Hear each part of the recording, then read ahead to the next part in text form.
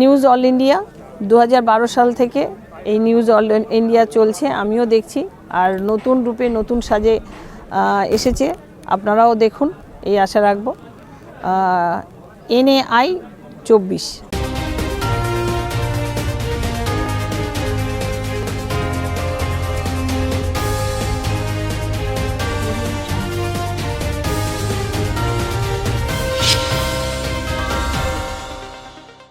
নমস্কার, নিউজিল্যান্ডের পর্দায় আপনাদের স্বাগত। আপনাদের সঙ্গে আমি অর্পিতা। শুরু করছি আজকের বিস্তারিত খবর। পবিত্র ঈদ উৎসবে মাতলেন সোনারপুর উত্তরের বিধায়িকা। পবিত্র রমজান মাসের শেষে যেখানে এক মাস অধীর অপেক্ষা করে শেষে এলো খুশির ঈদ, যেখানে দেখা গেল জাতিবাদী নির্বিশেষে সকলে পালন করলেন পবিত্র ঈদ বিধায়িকা ফিরদৌসী বেগমের বাড়িতে। ঈদের দিন বিভিন্ন আলোয় সেজে উঠেছিল ফিরদৌসী বেগমের বাড়ি। দেখা গেল সপরিবারে পরিবার পরিজন বন্ধু বান্ধব দলের কর্মীদের নিয়ে আনন্দে ঈদ কাটাচ্ছে ফিরদৌসী বেগম। অনেকেই যেমন গলা মিললেন, হাত জোর করে প্রণাম জানিয়ে পুষ্পস্তবক ও উপহারও তুলে দিলেন ফিরদৌসী বেগমের হাতে। তিনি হাসি মুখে সব গ্রহণ করেন এবং নিজের হাতে সকলকেই কফি শরবত দেন ও পরে বসে খাওয়ার জন্য অনুরোধও করেন। যেখানে উপস্থিত হয়েছিলেন যাদবপুর লোকসভা কেন্দ্রের পদপ্রার্থী সায়নী ঘোষ, লাভলি মৈত্র, শক্তিপদ মণ্ডল, রাজন্না হালদার, সমরজিৎ কৃষ্ণ ব্যানার্জি, প্রধান মিতা নস্কর, প্রধান লতিকা বর, উপপ্রধান কার্তিক শর্মা, গ্রাম পঞ্চায়েতের সকল সদস্য সহ সোনারপুর ব্লকের সকল নেতৃত্ব ও তৃণমূল কংগ্রেসের কর্মী সমর্থকরা এবং রাজপুর সোনারপুর পুরসভার সকল পৌর প্রতিনিধিরা। আমন্ত্রিত ছিলেন আমাদের নিউজ অল ইন্ডিয়ার চিফ এক্সিকিউটিভ এডিটর শঙ্কর সিনহাও।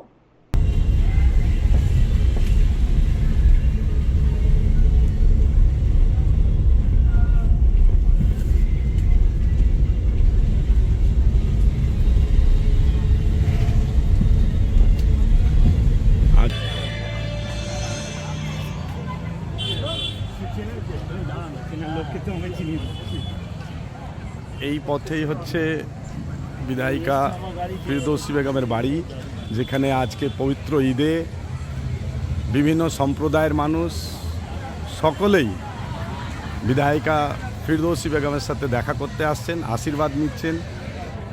অনেকেই আবার উপহার নিয়ে আসছেন, সেখানে হাসি মুখে তিনি গ্রহণ করছেন। বহু মানুষ এসেছেন এই পবিত্র ঈদের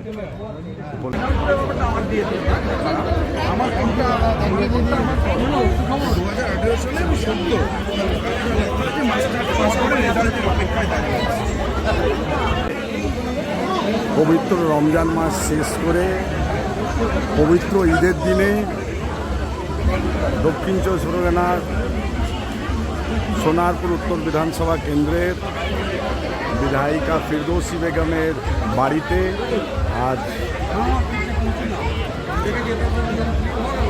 সবাই মিলে একাকার। এই ঈদের দিনে সবাই একসাথে ঈদে গলা মিলছেন, আশীর্বাদ নিচ্ছেন, মিষ্টি দিচ্ছেন, অনেক উপহার দিচ্ছেন সবাই বিধায়িকাকে। এসেছেন রাজন্না হালদার, সমরজিৎ কৃষ্ণ ব্যানার্জি ও অনেক নেতৃত্ববৃন্দ।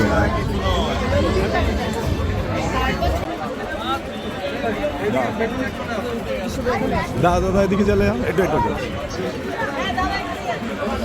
আজকে পবিত্র ঈদের দিন বিধায়িকার সাথে সবাই দেখা করতে এসেছেন, তারা বিভিন্ন রকম উপহার দিচ্ছেন তাকে।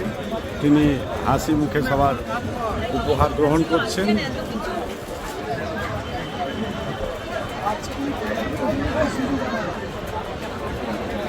ঠিক আছে,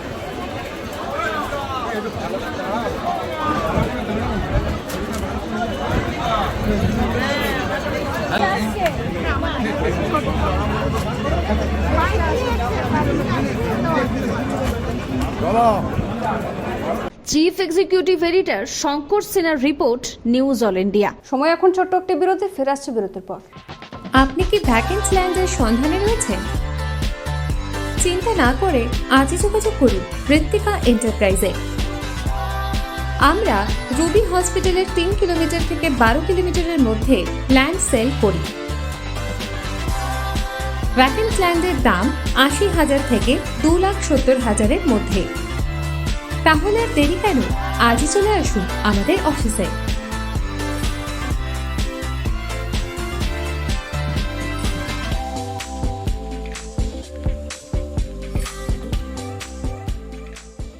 ফিরে এলাম বিরতির পর। আসছে এবারে বিস্তারিত খবরে। হঠাৎ কি এমন হলো যে ছাত্র নেতা সমরজিৎ কৃষ্ণ ব্যানার্জিকে রাত ৩টের সময় ফেসবুক লাইভে আসতে হলো? চলুন জেনে নিই। এখন প্রায় রাত 3টের কাছাকাছি। আমি সমরজিৎ কৃষ্ণ ব্যানার্জি লাইভে এই মুহূর্তে। বহু ফোন আসছে, বহু মেসেজ আসছে। আজ সন্ধেবেলায় বাংলার প্রথম সারির সংবাদ মাধ্যমে যে সংবাদ পরিবেশন হয়েছে এবং সেখানে বাংলার ছাত্র সমাজের উপর যে আঘাতের একটা পূর্বাভাস যেটা আমরা পেয়েছি, তা নিয়ে বিভিন্ন মহলে আমাদের শুভাকাঙ্ক্ষী ছাত্র প্রতিনিধি, আমার ছোট ছোট ভাইয়েরা, বোনেরা, আমার সহযোদ্ধা, সহকর্মী, তারা বিভিন্নভাবে জানতে চাইছে, তারা উদ্গ্রীব এবং তারা সবাই চিন্তিত। আগামী রাজনীতিতে আসার জন্য যারা উদ্গ্রীব ছাত্র সমাজ, সেই যাত্রা পথ বা আসার পথটাকেই বন্ধ করে দিতে চাইছে এই কেন্দ্রীয় সরকার বা তাদের প্রতিনিধি সেন্ট্রাল এজেন্সিগুলো। কারণ আগামী ইয়াং জেনারেশন যাতে রাজনীতির দিকে না অগ্রসর হয়, কোনো পরিবার যাতে তার বাড়ির আগামী প্রজন্মকে রাজনীতিতে আসতে না দেন, সেই দিকে উৎসাহ দেওয়ার জন্য এই পরিকল্পনা, এই কাজ তারা করছে। যে কোনো রাজনীতিতে হতে পারে, সেটা বিজেপি হতে পারে, সিপিএম হতে পারে, কংগ্রেস হতে পারে, তৃণমূল হতে পারে, যাতে ইয়াং জেনারেশন রাজনীতিতে আর না আসে। এবং তারা আসলেই আপনারা জানেন যে তারা সততা নিয়ে কথা বলবে, তারা মানুষের রুটি রোজগার নিয়ে কথা বলবে, তারা সংবিধান নিয়ে কথা বলবে। তাই এই কথাগুলো যাতে না আসে, এই প্রশ্নগুলো যেন না আসে, তার জন্য আগামী প্রজন্মকে রাজনীতি থেকে দূরে সরিয়ে রাখার জন্য আগামী প্রজন্মের উপর এই আঘাত এই কেন্দ্রীয় এজেন্সি মারফত আসছে। আপনাদের সবার কাছে আমরা অনুরোধ করলাম, যেভাবে আপনারা আমাদের পাশে ছিলেন, পাশে থাকুন। এ লড়াই আমরা সবাই মিলে জিতবো। আর বাংলার বুকে বিজেপির ক্ষমতা আসার স্বপ্ন দুঃস্বপ্ন থেকে যাবে। এই রাতে আপনাদের কাছে আমরা প্রতিজ্ঞা করে বলে গেলাম। উত্তরবঙ্গে গেলেন অর্পিতা ঘোষ, দোলা সেন, সুদীপ রাহা এবং শান্তনু সেন। নির্বাচন 1952 সালে প্রথম লোকসভা নির্বাচন হওয়ার পর আজকে অষ্টাদশ লোকসভা নির্বাচন হতে চলেছে। নজিরবিহীনভাবে নির্বাচন কমিশনের দিন ঘোষণা হওয়ার আগে বাংলায় 150 কোম্পানি কেন্দ্রীয় বাহিনী এসেছে। উত্তরপ্রদেশে 80টা সিট থাকা সত্ত্বেও সেখানে 230 কোম্পানি, আর বাংলায় 42টা সিট থাকা সত্ত্বেও সেখানে 920 কোম্পানি।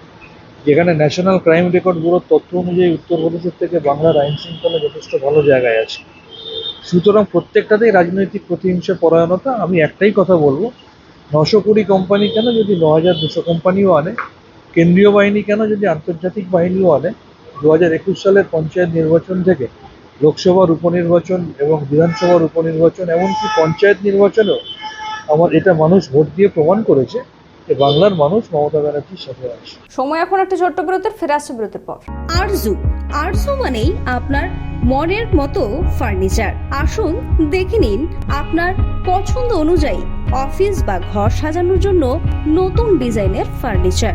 ডিজাইনেবল সোফা, আলমারি, ড্রেসিং টেবিল, অফিসের জন্য রকমারি চেয়ারের সাথে দোলনা, বিভিন্ন রকম ডিজাইনেবল ফার্নিচার। তাহলে আর দেরি না করে চলে আসুন আরজুতে। 74 রাজডাঙ্গা গোল্ড পার্ক, কলকাতা 700107।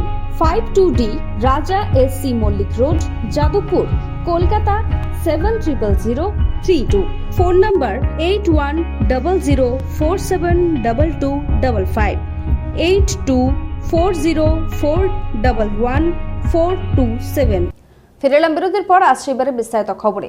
সাংবাদিকদের মুখোমুখি হয়ে মুখ্যমন্ত্রীকে কটাক্ষ করলেন বর্ধমান দুর্গাপুরের লোকসভা কেন্দ্রের বিজেপি প্রার্থী দিলীপ ঘোষ।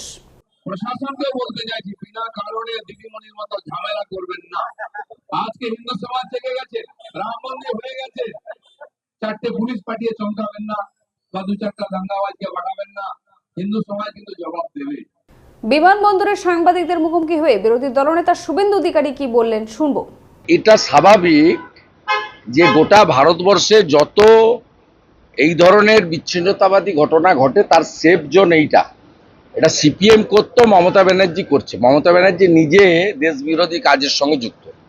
সময় এখন ছোট্ট একটি বিরতির, ফিরে আসছে বিরতির পর। গাড়ি চালানো শিখতে চান? দীর্ঘ 24 বছর ধরে সরকার অনুমোদিত স্কুলে মহিলা এবং পুরুষদের গাড়ি চালানো শিখিয়ে এবং ড্রাইভিং লাইসেন্স দিয়ে রোজি রোজগারের সুবন্দোবস্ত করে দেওয়া হয়। এক্ষুনি চলে আসুন সরকার অনুমোদিত নস্কর মোটর ট্রেনিং স্কুলে, তিলচলার থানার সামনে, ভিআইপি নগর এবং অজয়নগর, মুকুন্দপুরে।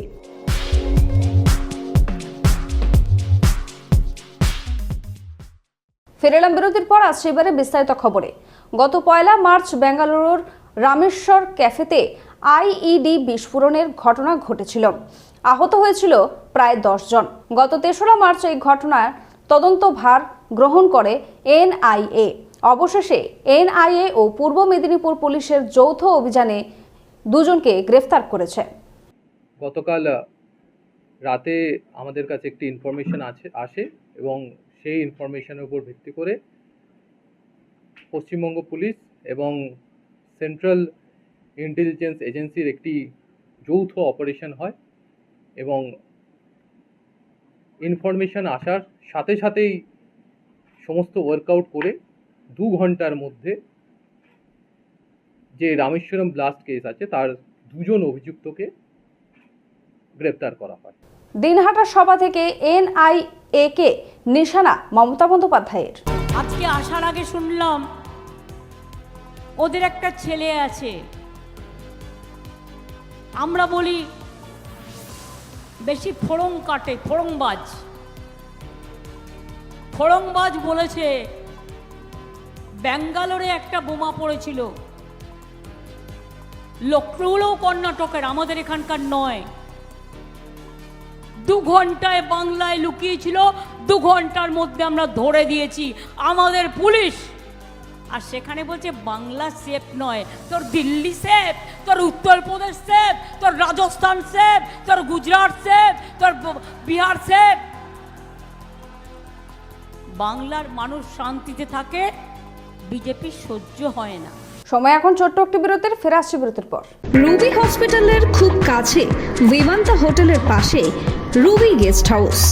রুবি গেস্ট হাউসে আসলেই আপনারা কম দামে পেয়ে যাবেন রুম ভাড়া। তাহলে আজই চলে আসুন রুবি গেস্ট হাউসে। Ruby guest house. ফিরে এলাম বিরতির পর। আসছে এবারে আবহাওয়ার খবরে।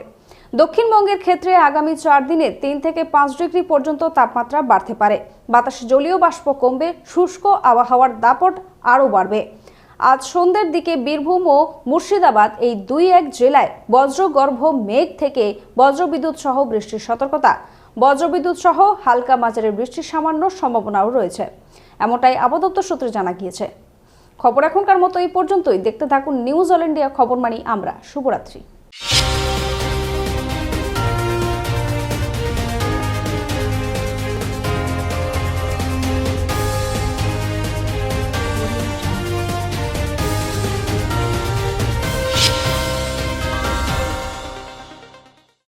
নিউজ অল ইন্ডিয়া, আমি 2012 সাল থেকে এই চ্যানেলটা ফলো করি, দেখি এবং এই চ্যানেলটা আমার খুব ভালো লাগে। এলাকার একদম সঠিক খবর, সত্য খবর তারা তুলে ধরে। আমি আশা করব সমস্ত দর্শক বন্ধুদের আপনারা নিউজ অল ইন্ডিয়ার সাথে থাকুন, এদের নিউজ দেখুন এবং অন্যান্য মানুষের সাথে সহযোগিতা করুন। আজকের মেন স্ট্রিম মিডিয়া যেভাবে অর্থের কাছে মাথা ঝুঁকিয়ে ফেলছে, সেইখানে দাঁড়িয়ে নিউজ অল ইন্ডিয়া যেভাবে প্রকৃত খবর তুলে ধরছে, আমি এদের অনেক অনেক শুভকামনা এবং শুভেচ্ছা জানাই। তারা এগিয়ে যাক এবং নির্ভীকভাবে তাদের খবর চালিয়ে যাক এবং মাথা উঁচু করে তাদের যে তথ্য তারা তুলে ধরুক, এই আশা এবং আকাঙ্ক্ষা আমি রাখি। সবাই ভালো থাকবেন, সুস্থ থাকবেন। নমস্কার।